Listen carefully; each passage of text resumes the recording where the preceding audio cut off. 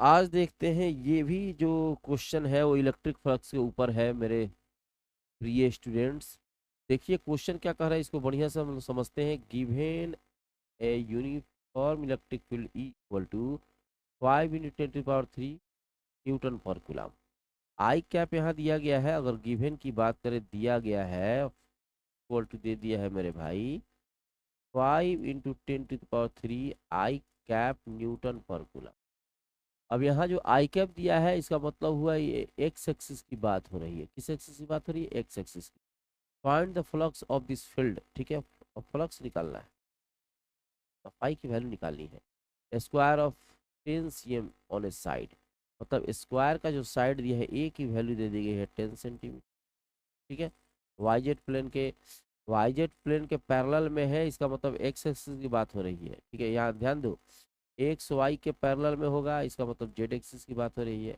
Y Z के parallel में होगा, एक्स एक्सिस की बात हो रही है। जेड एक्स के पैरेलल में होगा, वाई एक्सिस की बात हो रही है। के पैरेलल में होगा, जेड एक्सिस की बात हो रही है। ठीक है, तो यहाँ पे वाई जेड लिखा है प्लेन, तो वाई जेड प्लेन के पैरेलल में है, तो एक्स एक्सिस की बात हो रही है। जाहिर सी बात है यहाँ पे आई कैप लगेगा। ठीक है, तो यहाँ पहले हम निकाल देते हैं इसको। ऐसे निकालेंगे, इसको हम लोग डिवाइड किया 1/10 मीटर का मीटर हो गया। और ये जाहिर सी बात है क्या होना चाहिए? आई कैप होना चाहिए। एक्स एक्स की बात हो रही है।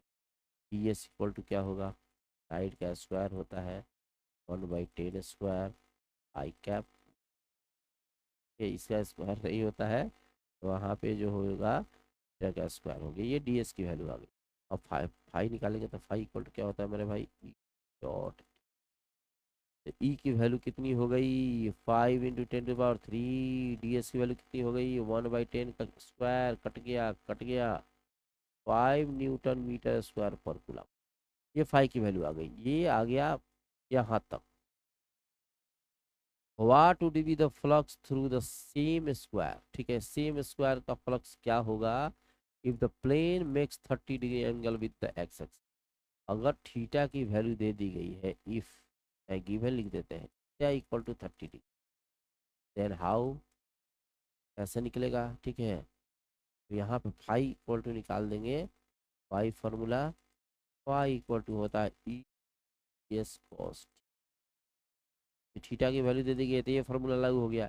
ई की वैल्यू दे दी गई थी 5 × 10⁻³ डी एस की वैल्यू हम निकाल चुके थे 1/10 का स्क्वायर। कॉस थीटा की वैल्यू यहाँ 30 दे दिया है मेरे भाई।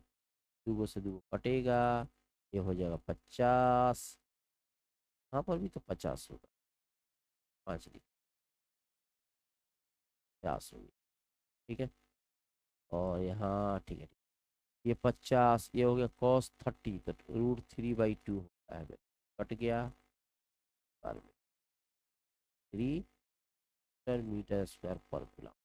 ठीक है, मुझे लगता है बहुत बढ़िया समझ में आया होगा। तो मिलते हैं छोटे से ब्रेक के बाद। Next question.